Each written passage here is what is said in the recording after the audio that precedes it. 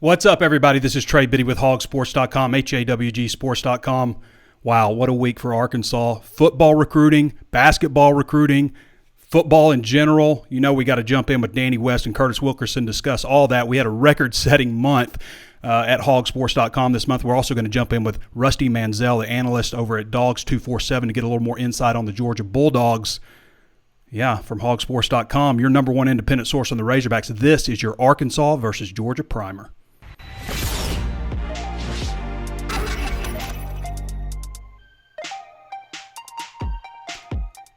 Before we get started, I want to remind you there's plenty of ways to watch and listen. You can always tune in on Facebook Live. Be sure to follow the page if you haven't done so already, or like it. Be one of the 83,000 Razorback fans to follow the page. Also available on YouTube. Throw us a like or a thumbs up or whatever on both of those channels. Also on YouTube, be sure to hit the notifications bell after you subscribe so you're alerted anytime we upload new videos. Also available on Apple Podcasts, Spotify, Stitcher, anywhere else you can think of to find your favorite podcast.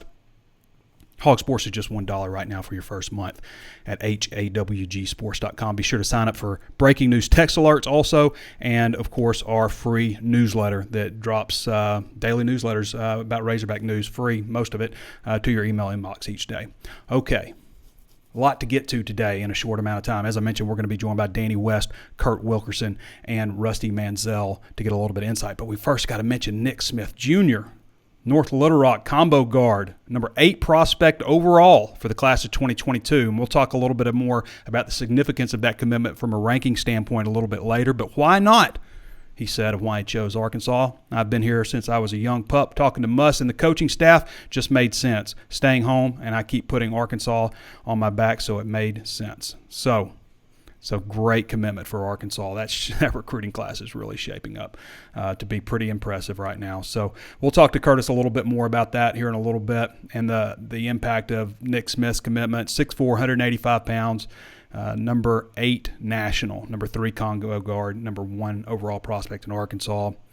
Alabama was, a school that was in the mix, obviously, UAPB, some others. But we'll talk to Curtis a little bit more about that. And then also on the football side of things, Arkansas got a commitment from the number 2 ranked prospect. They already had the number 1 ranked prospect in Shamar Easter, tight end, but the number 2 ranked prospect in the state, and old offensive lineman Joey Sua. Number 3 for that class. They have 2 4-star tight ends and the number 2 ranked prospect in Arkansas right now out of Bentonville High School.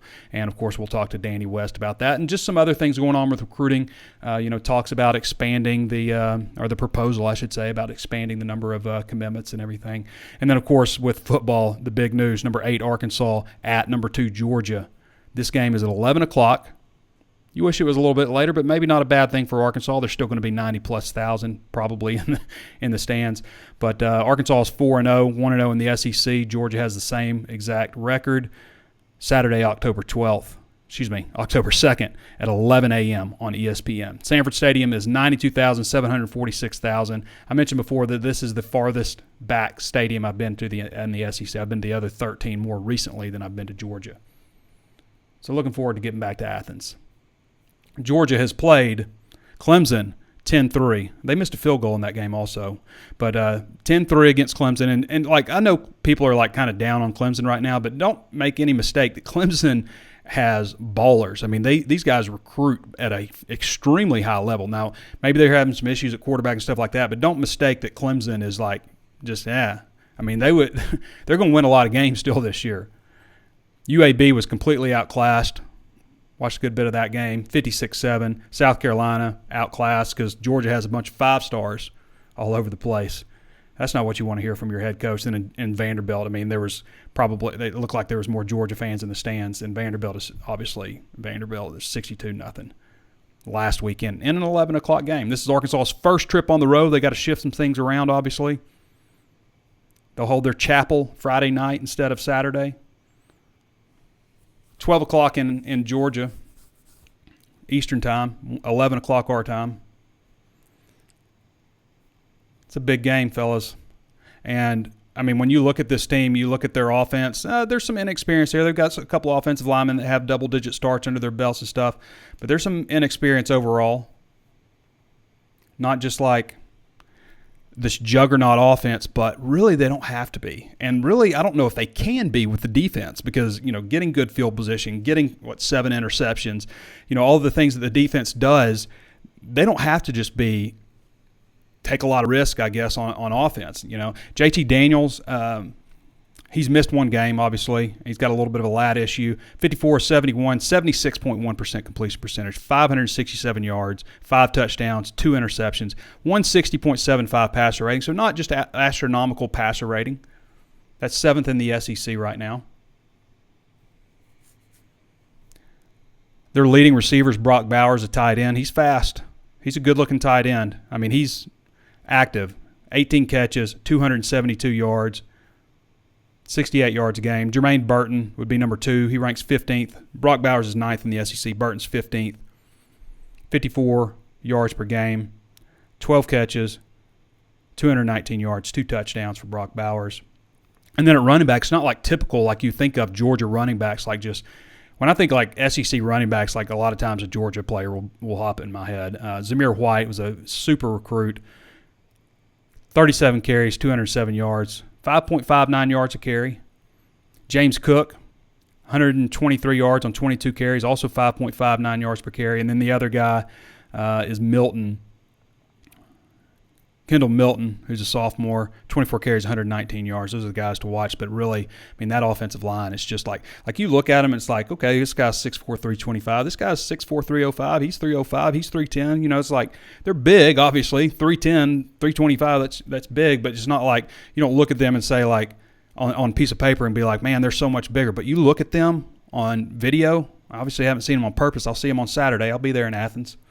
But you look at them on video, and these dudes are put together. They are a lot of Sam Pittman recruits on this offensive line. They did lose Tate Ratledge. I believe he was hurt in the first game, but he was a big-time recruit also. But all of them are. They're just sprinkled up and down, big-time recruit after big-time recruit. The numbers I look at, like, also for offense, like, they've allowed 2 sacks this year. You can talk about yardage and all that stuff, and sometimes that stuff can be skewed by a really bad defense or, other having to come back, all kinds of things like that. But 2 sacks allowed by Georgia offensive line this year. On the other hand, they've picked up 14 sacks. They've intercepted 7 passes. Defense is stout, y'all. Arkansas has got their work cut out for them. 18.5 points is a pretty big betting line, but Arkansas is going to have to play really clean. It can't be a 10, 13 turnover game like they've had a couple times this year. It's got to be clean. Got to have the ball bounce their way a few times here and there. Georgia plays hard. They're not this. Like Texas A&M game last week. I was looking at that game and I'm like, man, Arkansas's got a better team than Texas A&M, and I really felt that. I don't know that I feel that this week. I feel like Arkansas will fight tooth and nail to the end. They will battle. They get some bounces going their way. Who knows? Things happen in college football. I say this every single year, and people act like you're crazy if you can predict anything happening other than the top 10 winning every single game. And that's not how it happens. They lose. They drop off. Week after week after week, you see a top 10 team lose. Who was predicting Clemson to drop 2 games already this season? All right, we got to get to Curtis now. When did I tell Curtis I was going to get to him? Make sure my timing's right. We got Curtis, Danny, and Rusty coming on all today. 2:10, 12:10, so I'm a little bit late on Curtis by a minute. So let's get to Curtis Wilkerson. Those who don't follow Curtis, you can follow him at _Wilkerson_. He's picked up a new name called Curtains for his blowout coverage this week of the Nick Smith commitment. Hey, Trey. Curtis, how you doing, brother? I'm doing okay. Not much to talk about today, is it? Just not much. Just not a whole lot going on, man. It's like just weird. Blah basketball. Barely. They practiced a little, and then you kind of got a commitment. It's just nothing too exciting going on. Yeah, nothing at all. So how's it shaking, Curtis? Obviously you had just blowout coverage of this commitment. You've been covering Nick Smith for some time now. What is the impact of this commitment? What's the significance of it? Well, it's insane. It was during preseason camp, football camp. I wrote an article basically just asking, when is Musselman going to land his first 5-star at Arkansas? And to be honest, I was kind of gearing people up a little bit towards, maybe we're looking at 2023. Because at the time, Khalil Ware just made his commitment to Oregon, and Nick Smith, and we maintained throughout that Arkansas wasn't out of it, but he was trending towards Alabama for a good while there. But at the end of the day, it's that visit that it just had to happen. They needed to get to that point, and we know when you come to Arkansas, when you get those kids on campus, all bets are off because they tend to always over-deliver, and they did. And it, a lot of it was that atmosphere from the Texas game. Was just incredible. You can't come to that and not be impressed. But then, it was his opportunity to get in there and see how the Razorbacks operate. That it's an NBA style of program, and that's his ultimate goal. All that experience on the coaching staff, finally getting some face-to-face interaction, that was huge. And it sounds silly because he's an in-state guy, but that didn't matter over the course of the last year to year and a half because of COVID, with everything being shut down. So it was just a huge visit, and to land him, this is the second highest commit, ranking-wise that Arkansas has gotten, and the number one guy never made it to campus, and Al Jefferson. And obviously, you got to get a signature from Nick, hopefully in the early signing period, and then get him on campus. But this is huge for Eric Musselman, to build off that top 10 class he had in 2020 with those in-state guys. Then you make an Elite Eight. Now you make a splash here with a 5-star, and it opens up the door to others, and it could create a domino effect here. Really, I think it just kind of symbolizes and makes the statement that, as long as Eric Musselman is around, Arkansas is here to stay. He's building a monster, and he's not shying away from feeding it. I think I tweeted that last night. I just can't overstate how important it is for this commitment to come through. It's a big deal. Kurt Wilkerson joining us once again. You can follow Kurt at @KurtWilkerson_. If you want to read his VIP breakdowns on all Razorback basketball content and his contributions with football, also need that VIP subscription. It's just $1 right now for your first month.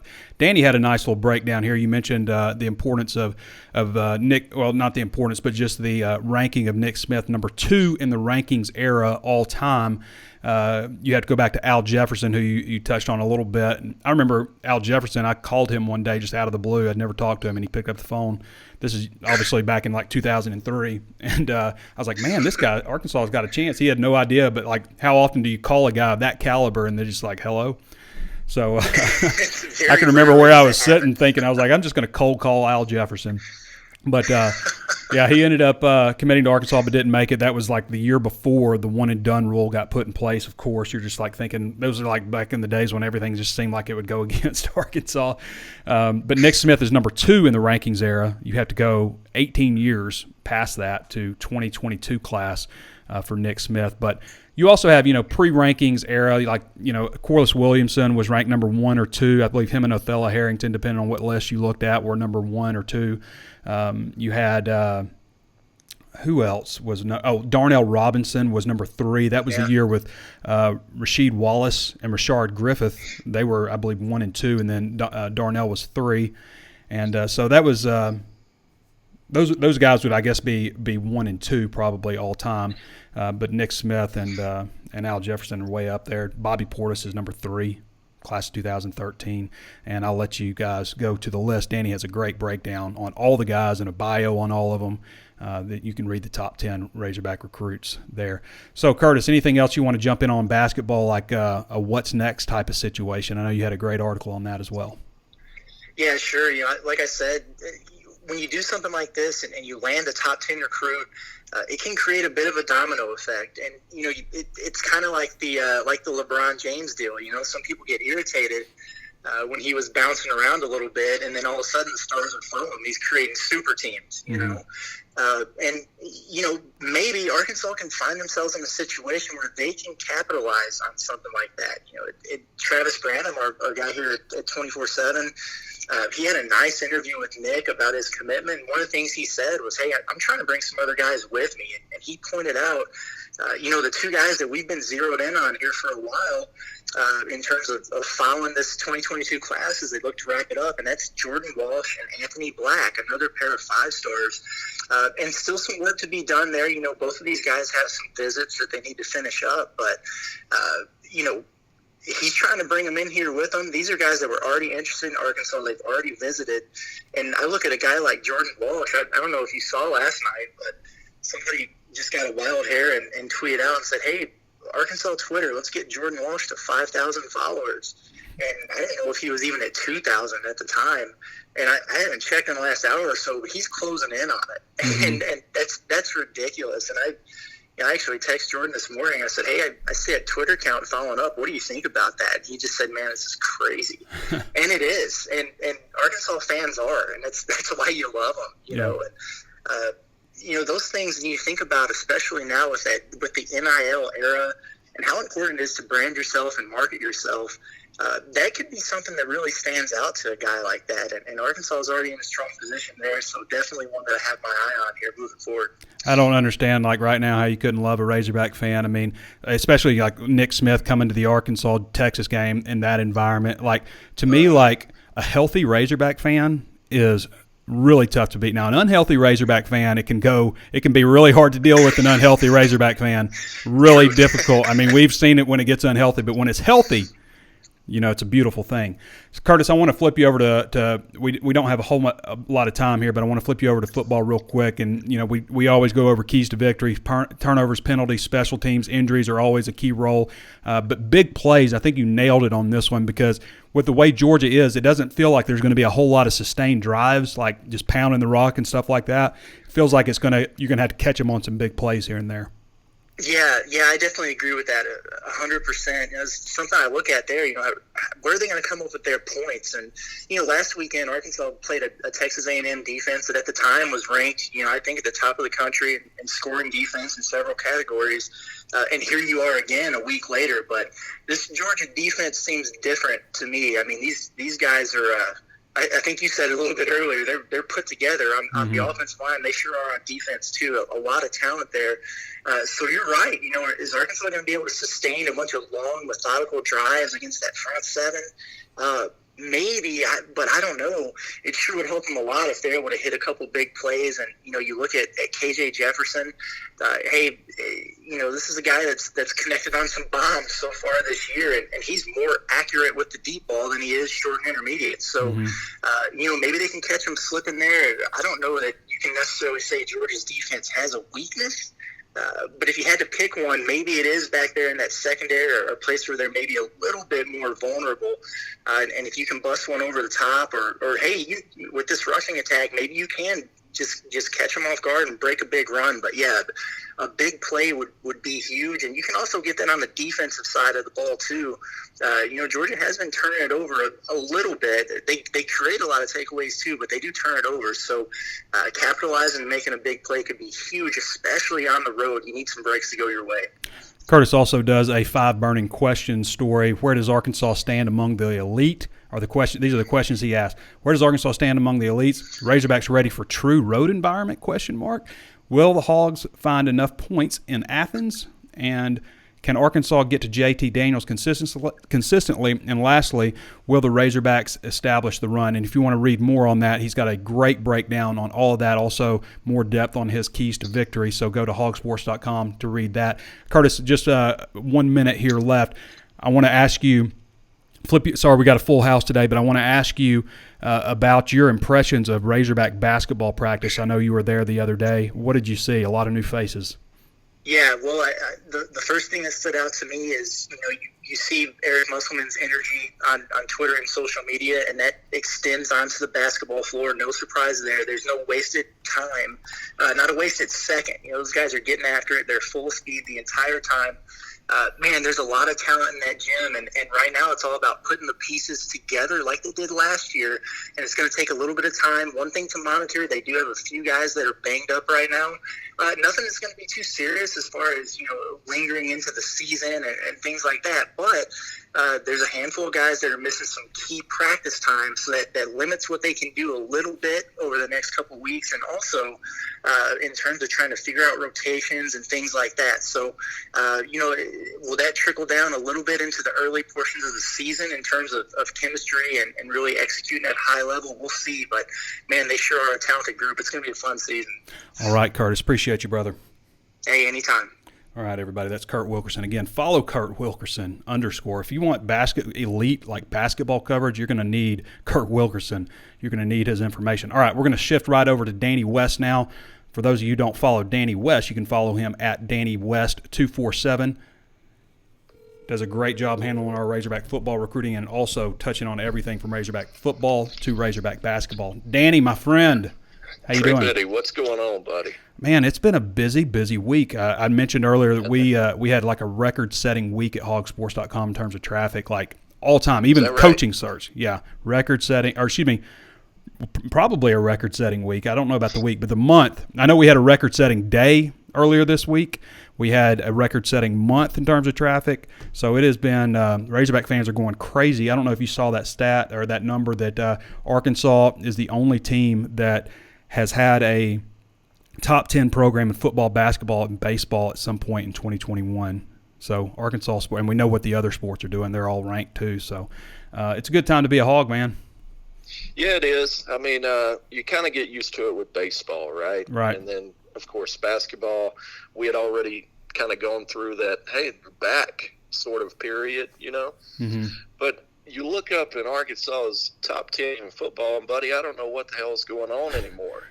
You keep having to pinch yourself a little bit. Like, is this real life? I remember not too long ago they were bottom of the barrel. I mean, like, worst in the country, in my opinion, among Power Fives. I think Kansas probably could have beat them a couple of years there. And then it's just incredible to sit back and watch what Sam Pittman has done here. Nobody expected it. I think we all expected them to be better, but not this good, not this quickly. So it's been a lot of fun. Not only, to see Arkansas fans who deserve this type of turnaround and deserve to be proud of their football program, but because it is Sam Pittman behind it. He's just a good dude and somebody we've always thought highly of. So you said it, great time to be a Razorback. I was looking back at my most disliked video, which was Sam Pittman hired at Arkansas, and we talked on that day. But that was my most. It had 29 downvotes. It had like 700 and something upvotes. I mean, I'm not saying like it was like percentage-wise it was fairly normal, I guess. But the number of downvotes was significant. But I was going back and looking at that video, and a lot of the stuff that you pointed to, or I pointed to, and you too, but it was about the fit that Sam Pittman could be and like what he's going to do in recruiting and how players are going to latch on to him. And all of that stuff came to pass. And the one negative that we talked about was his lack of head coaching experience. But really, when you look at him, he has been around so many head coaches and been around the block so much that I don't think that it really mattered that he'd been he had been technically also. He was at Hutchinson Community College. I think didn't he have a couple of years maybe as a high school coach as well? Mm-hmm. He did in Missouri. That's right. But, going back to your downvotes there, a lot of that may have been Georgia fans that hated to lose him, I mean, yeah. And by the way, you can still go back and change your downvotes if you want to change your mind now. If you just go search for – I can do that. I think if you search for Trey Biddy, Sam Pittman hired, you'll find it on YouTube. Yeah. Hey, he's changing the game, though, in terms of college coaching searches. I think he's going to change the game. I think people can I think they feel more confident that they're able to save a little bit of money, because that's what it's about for a lot of these programs, looking for one, especially one that had gone through something like Arkansas had been through. But I do think he himself has made boosters and presidents and athletic directors totally rethink this thing. Mm-hmm. It truly is all about fit. Yeah, it really is, and he's been a great fit and culture. Yeah. So, Danny, I wanted to change gears with you real quick because Joey Sua committed to Arkansas, offensive lineman out of Bentonville High School. What do you know about this kid? Seems like he's well put together, and where are things shaping up right now? Looks like a good start for 2023. We'll pick Sua, huh? Yeah, there you go. Big offensive lineman for the 2023 class. He's their third commitment. I haven't actually looked up to see where they're at now. I know they were top 10, so I think they're still around 8th in the country, if I'm not mistaken. So, are they going to finish 8th? Probably not, but they could. You never know with the way things have gone lately. So, who knows? But off to a really good start there. This is a 6'5", 315-pound offensive tackle. I see him as more of a guard, Trey, but big kid, big strong guy. He actually transferred in to Northwest Arkansas, Bentonville High School, from California over this past off season, and he was a pleasant surprise to a class that I think is going to be kind of top heavy within the state next year. So it was good for they could get an additional lineman in here. They've kind of been on a run of in-state linemen lately, and I think he helps you carry that over. But when he showed up, he already had offers from Georgia, Oregon, Michigan State, Maryland, BYU, a great offer out there. So he came fully loaded with offers, and lo and behold, he got on campus for the July 31st cookout. I think was his first trip to campus. Then he came to the first game against Rice. He was back for the Texas game in week 2. And so, even though he's only been in the state for a short period here, he's actually been around the staff quite a bit, and I think he felt like a priority. He felt comfortable with them, and they made it happen really quickly. Not surprising to me. I just felt like he was a guy that he's not going to do a whole lot of attention seeking. You know what I mean? So good to get him on board earlier this week. Danny, I wanted to shift gears with you real quick, and just real quick, because we got to get to Rusty Mansell. I told him we get to him at 12:30. But Rusty's coming on? Rusty's coming on next. One of my favorite guys in the network. Yeah, he does a great job. So this proposal to possibly extend the recruiting classes to as many as 7 in a class, what are your thoughts on that? Do you think that's a benefit for Arkansas, or do you think it'd be a negative? I mean, I look at it like all these Texas schools can take a lot more players. So what do you think? Yeah, I'm with you on that. It's kind of like the NIL deal. I answered that question for a year when it was being talked about, and it's kind of the same deal.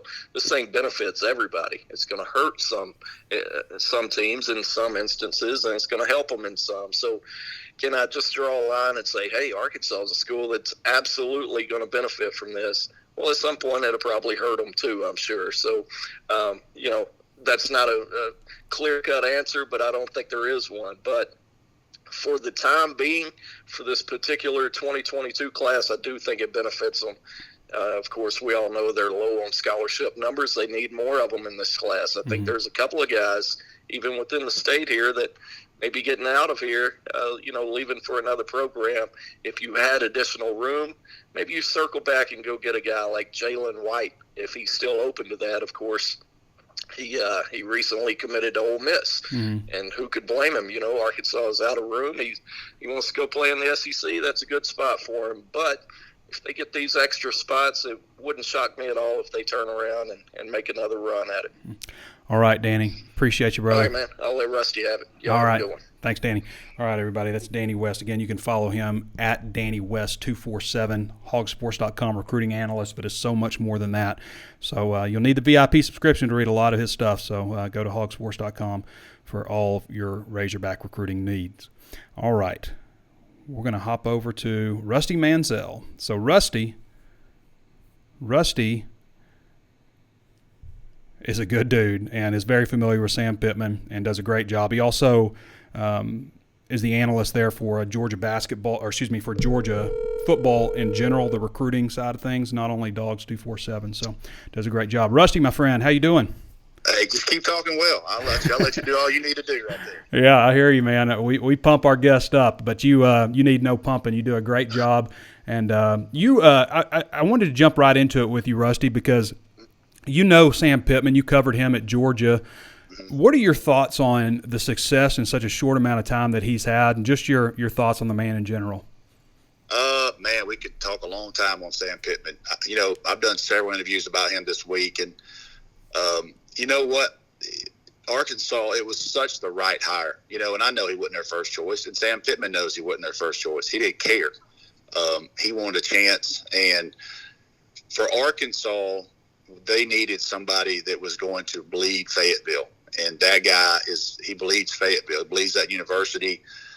He's such a genuine, just man, and that resonates in living rooms. What he did was hire a hell of a staff. Mm-hmm. And that's the blueprint for what Sam Pittman and what Arkansas has done is going to change the coaching landscape. You don't have to win, and he won a press conference. Don't get me wrong. That was one of the most genuine press conferences you'll ever see. But you don't have to have the quote-unquote sexy hire. You need to be good year-round, not that 35 minutes, introduction to a fan base. So I think Shane Beamer got his job because of Sam Pittman getting his job and what he did in a short time. But he's just a genuine person. And, I talked to so many parents and players that were recruited by him or knew him, and you just never hear a bad word about him. I think Kirby Smart has went out of his way this week. If you listen to everything, Kirby Smart does the coach speaks about a lot of people, and he'll talk, but he has went in depth, and he made it clear the first person that he went after when he got a head coaching job was Sam Pittman. I think that said a ton. Yeah, and Sam Pittman has even mentioned that when they played Georgia, when they played Alabama, he told him he was coming to get him when he got a head coaching job, and that's exactly what happened. So you can follow Rusty at Mansell247. Hey, before we get into this game a little bit, how's our guy Rashod Dobbins doing over there in Georgia? Oh man, he's doing well. I know Coach Smith is pumped about getting him out here. They're in 3A and they play a hell of a schedule. There's all the way up to 7A in Georgia. But, I mean, that 3A team in Cedar Grove, they're absolutely loaded. They got D1 kids all over the place. And, they run it up on teams because they don't really play a ton of competition. So he shares carries with a freshman, this unbelievable kid named Bo Walker. So Rashod, I think his best playing days are ahead of him. He's tough. He's physical. I think Jimmy knows that, Coach Smith kind of set the tone for that program, and they've just carried it over since Jimmy's been there, since Jimmy was there. And, I just think he's going to be a really, really good football player. I love what Arkansas is doing in Georgia. I think Arkansas should get 3 or 4 players a year for Georgia, because you turn around in 5 years and you're going to have 15 to 16 kids from there. And these kids, hey, you can call me a homer if you want, but yeah, I am a homer about the state of Georgia. These kids are producing, and they're producing all over the country. So Arkansas, with the connections they got, Scott Fountain, Fernando Velasco, Sam Pittman, Jimmy Smith, all these guys, they should be recruiting Georgia, and they are. Yeah, and Jimmy Smith brought all those kids from that high school over here, and those dudes could ball. I mean, those kids could really play, and appreciate the update on Rashod Dobbins. For those who don't know, he's committed to Arkansas running back recruit, but you should know that if you're a Razorback fan. But we certainly appreciate Rusty and his insight over there in the Peach State. And I have lived there, as you know, Rusty, and I know what Georgia high school football is all about. And it's not just like Atlanta area, like all those little small county schools and all that stuff. I mean, those places really, really produce. Yep. So I wanted to switch you over to this game real quick, Rusty. Just a few questions here and there. Can you update us? What is the latest on Georgia injury report? I know there's maybe a little bit about JT Daniels possibly having maybe a lat issue. I know he did miss one game this year. Who is missing for this game, do you see, and who might be coming back? Well, the obvious is George Pickens. Got a lot of questions about him. He won't be back until if anything happens later in the year. Dominique Blaylock's another guy that I get questions a lot.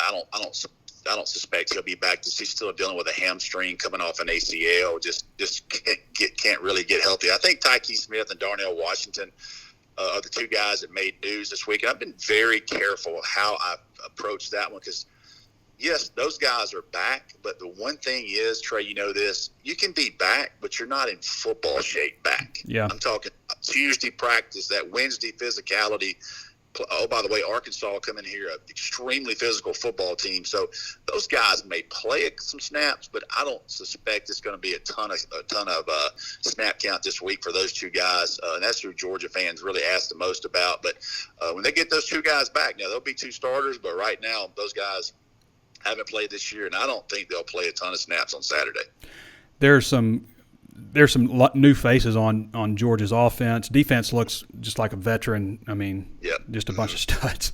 But you flip over to the offensive side, and you get Jermaine Burton. There's some guys back and stuff, some offensive linemen that have multiple stars and stuff. But, Brock Bowers, Ladd McConkey. There's it seems like a lot of new faces over there, which Ladd McConkey, I heard the guy said, to the possession receiver, and then he just flies. It looks like he runs a 4.4. I'm like, that's the possession guy? But Brock Bowers playing extremely well. What are your thoughts on this Georgia offense? The numbers don't just jump off the page, but I don't know that there's room for them to jump off the page because the defense is playing so well. Yeah, I mean, you don't have to take a ton of chances. Here's we can get into the game right here because I think that kind of jumps me into my thoughts. Mm-hmm. And the one question I have about Georgia is offensively. Okay, what are they going to do? Because I don't care who you are. At some point, you're going to have to score points if you're going to win in December and win in January. You're not going to shut teams out that are really, really good offensively. So Barry Odom is the guy that, what he does, and I think Kirby Smart nailed it, absolutely nailed it when he said this about Barry Odom. He makes you play left-handed. He makes you do things that you don't normally want to do. And I think Barry Odom, what he traditionally does, he drops coverage. He makes you throw everything underneath. Everybody looks at that 3-down line and says, we're going to run right at you, but it doesn't work. So, I think when you look at this game and from concerns from the Georgia side is Barry Odom. What could he do schematically to give you a problem? If Georgia can run the football, it changes this game big time. If they cannot run the football, it plays right into what Arkansas does, and that's make you check it down and hustle and fly to the football and get you in 3rd and 4 and 3rd and 5 in that situation. So, a lot of things, but I think Barry Odom's the thing that would worry me the most if I'm Kirby Smart staying up at night. So I want to get you out with this, Rusty. Just the matchup overall, your thoughts on a final outcome. Have you come up with how you think this game is going to play out, and you care to give a score prediction? Well, here I'm giving predictions all morning on this game, and I'm going to say this, and not just I'm just going to be straight with you. What Arkansas is doing, this is not a flash in the pan. I mean, Arkansas is here. I mean, if they're going to win 5 games, they're going to win 8 games, they're going to win 9 games. Whatever happens to this program under Sam Pittman, it is changing, and he's got it going. This is not just a fluky deal with a bunch of seniors. They're recruiting. They got young kids. They got a great staff. It's a great environment. So I'll say that they're playing with house money this weekend. And the one thing I'll say, in my experience with something like this, it's extremely hard to get up 2 weeks in a row. It's extremely hard to get on a plane 2 weeks in a row. So Arkansas coming into this, I think it's a little bit working against them. I know they got a massive game in the West next week on the road, which is insane to think they have to go play Ole Miss next week. I think Arkansas plays their tail off. I think they play hard, and you see that on tape. I do think this is a 4-quarter game. I really do. I think this is a game that's going to be lower scoring than people think. Now, I think Georgia pulls this thing away in the 4th quarter, but I think this is a physical 24-10 type game in the 3rd quarter, 4th quarter, and maybe Georgia scores one late to make it look a little different. But I certainly expect Arkansas to come down here and compete the entire game. And I just think really this is one of those games for depth. Really hurts you coming off a physical Texas A&M game. KJ Jefferson a little bit banged up. You really would like him to be 100% going against this defense and those types of things. So I certainly think that the Arkansas is going in the right direction. Sam Pittman is doing a hell of a job. I'm very interested in that Ole Miss game next week with these guys. But this is a game they're running into. I've covered this team a long time. This is the best Georgia defense by far I've ever seen. And they're a handful. And to borrow an old term from old coworker of ours who saw it up close last week from Bart Simmons, this Georgia defense will flat out suffocate you, and they've got some upperclassmen right now that are very, very high NFL draft picks. I think you're going to see that on Saturday. Yeah, you're probably right, Rusty. Well, I'd love to go out and have beers and stay up all night with you on Friday and hit the town, but we got an 11 o'clock game on Saturday, so I'll catch you in the press box then. That's good, Trey. See you then. Safe travels, buddy. All right, appreciate you, Rusty. All right, everybody. Rusty Mansell, one of the best dudes in the industry. I mean, the guy knows his football, his recruiting, respectful of other teams. I mean, That's refreshing, isn't it? Talk to a guy from another team side who's really going to give you some good insight on your own team, on the Razorbacks, on Sam Pittman. And he's got a relationship with Sam Pittman, obviously, from before when he was offensive line coach at Georgia. All right. I think we hit everything I wanted to hit. Let's see if we got any special, unique, great, well-thought-out questions, and we'll get to them. But we'll probably wrap up here in just a little bit. So let's see what we got here. John Sullivan says we need the backs to take 3 or 4 yards of carry and not try to turn and run the outside or into it. That's a great point, John. I think you're exactly right because you got to make – if you make any moves, you make one move and hit it because if you're trying to dance, you're trying to get it to the sideline on these guys, they can fly. I mean, their ends will track you down. As fast as Arkansas's backs are, I mean, they can get to the outside and take good pursuit angles, all that stuff. One reason I like Dominic Johnson in this game because he's a guy that doesn't have to make a lot of moves. Big, powerful back. I would like to see, I think, a lot of Dominic Johnson in this one. Damian M. Phillips says, my wish for the weekend includes getting a pick with Trey Biddy in Athens. Well, let's see, Damian. You probably have to hang out by the press area. I don't know if I'll be out too much the night before.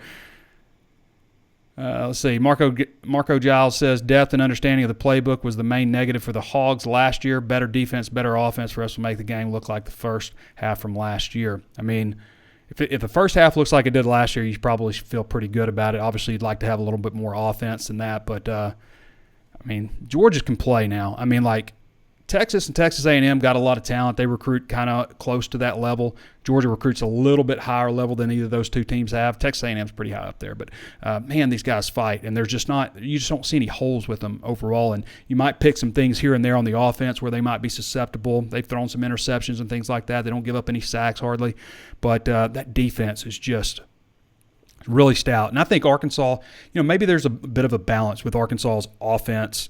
With Arkansas's defense being so experienced and really stout. Maybe not the level of 5-star talent everywhere like Georgia has, but just some really experienced guys. I mean, there's guys over there that are 23, pushing 24 years old on Arkansas's defense versus the Georgia offense where, there may be some 5-stars here and there's some, stout, experienced guys on the offensive line, but there's maybe a little bit more inexperience here and there. And, JT Daniels is a really good quarterback, and he can make throws. He can drop it in there like a dime, but he's not just mistake free, and he can move and stuff, but he's not just like elusively, super mobile. But I think there are some spots there where Arkansas's defense can have success, and I think Rusty's right. I think it probably a low scoring game in this one. Maybe you see in the fourth quarter Georgia start to pull away, but things happen in football. The best team doesn't always win, and sometimes the team that you think is the best team isn't the best team, as we've seen this year also. Justin Starnes says, I like seeing Trey stand up on the end rushing with his ears pinned back. I hope there's more of that in this game. He's got a tough matchup against number 69. He's a good player. But, they stand him up quite a bit. Let's see. Daniel's susceptible to INTs, yeah. And Georgia's defense gets a lot of interceptions, but if you go back and watch those interceptions, it's like prayers, just really bad passes. It's not like not all the time, just guys stepping in and making great plays. A lot of times it's just like the ball just flutters in the air. UAB, there was a few interceptions in that one. And they still beat the crap out of UAB. And UAB is a well-coached team that fights. They just outclassed talent-wise. JB Stevens says mistakes and turnovers are going to determine this game if Arkansas can keep it close through 4 quarters. I think, last week I said, if Arkansas and Texas A&M both play on an equal footing in terms of special teams, turnovers, penalties, all that stuff, which they pretty much did except for the one turnover, they pretty much did, then Arkansas would win the game. That's how I felt about the Texas A&M game. And this game, I feel like if everything stays equal, Georgia wins the game. Arkansas is going to have some balls bounce their way. They're going to have to win penalties, special teams. Georgia plays good on special teams from what I've seen. The Georgia fan may tell me wrong because everybody thinks their special teams suck. But from what I've seen, Georgia plays well on special teams. But if everything stays equal, Georgia is also the home team, clear home field advantage. Arkansas is going to be in white jerseys for the first time this season. The first true road game under Sam Pittman. The first true road game in terms of having 90,000 people in the stands. Mark Jones says Hogs winning. You heard it here. All right. How long are we going here? We're not going too terribly long today. We went extra long the other day. We are gone 43 minutes. All right, we'll get a couple more here. Rusty is for shizzle, knows his stuff for sure. Yes, he does, Scott Burrell. That's why we had him on the show. I knew he'd be a great interview. We've had him on. I think we had him on last year. He did a great job, too. Arkansas is the only program, says Nick Headley. Arkansas is the only program with teams ranked the top 10 in 2021 at some point in basketball, baseball, and football. How cool is that? Yep, we talked about that a little bit. Super cool, super unique. J.B. Stevens says turnovers. That's all you got to say. That's about all you got to say. That will be the stat that stands out the most. Turnovers. Penalties, turnovers, special teams, injuries, big plays. I love those keys to victory. I think they hold true. All right, everybody. Appreciate your questions. I want to say thank you to Danny West. Thank you to Curtis Wilkerson. I also want to mention, before we get out of here, and, of course, Rusty Mansell, before we get out of here, one more time, plenty of ways to watch and listen. If you haven't thrown us that 5-star review on Apple Podcast and you like the show, even if you watch on YouTube or you watch on Facebook Live, pop over to the podcast, HawgSports Live on Apple Podcasts. Leave us a review. Leave us a 5-star rating if you like the show. Because a lot of people, that's how they watch the show. So if you're listening on Apple Podcasts, we certainly appreciate you and would love you to take just a moment to give us that 5-star review. It really makes all the difference. I really think that we see a difference as our likes and as our 5-star reviews and all that stuff goes up. You can tell in the algorithms that it really helps the show. So please help us out. Throw us that 5-star review if you haven't done so. Arkansas and Georgia, Saturday, October 2nd, 11 a.m. on ESPN from beautiful Sanford Stadium.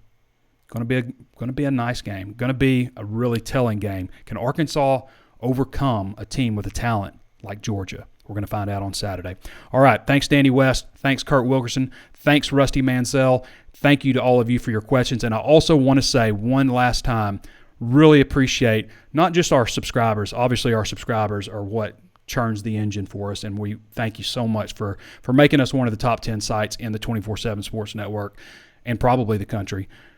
Thank you so much for that. Also, thank you for our free users who watch the YouTube show, who read our free content that we put out on Facebook, who check us out through Google, who go to the site. We appreciate you as well. We're a dual revenue system, but really appreciate those subscribers. So if you haven't subscribed right now, it's $1 for your first month.